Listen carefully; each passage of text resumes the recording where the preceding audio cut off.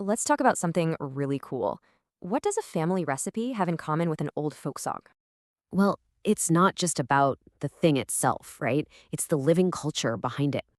UNESCO calls this living heritage because it's always being recreated by each new generation. You can kind of think of it as the cultural DNA that makes a community uniquely itself. So, how do we make sense of it all? UNESCO breaks it down into 5 main domains. But here's the thing, can a simple list really capture all that richness? And that's the big debate. Sometimes a global framework can be, well, a little too simple. So, let's see how this all plays out on the ground in a small community in Romania. What started as a simple book launch totally exploded into this amazing heritage celebration. And the highlight? A 91-year-old woman singing these incredible ancient songs from memory. It was so moving, it actually inspired a new poem. See?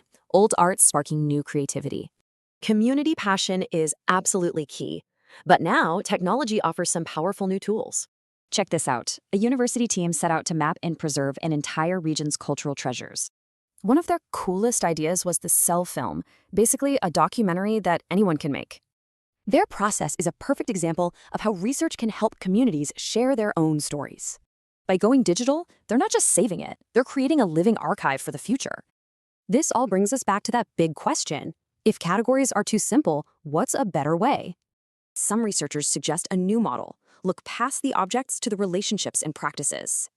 This helps us see heritage as a whole web of connections, not just a collection of stuff. So, what's the bottom line here? This heritage isn't some dusty thing in a museum case. It's alive. It's the beating heart of a community, connecting our past to our future.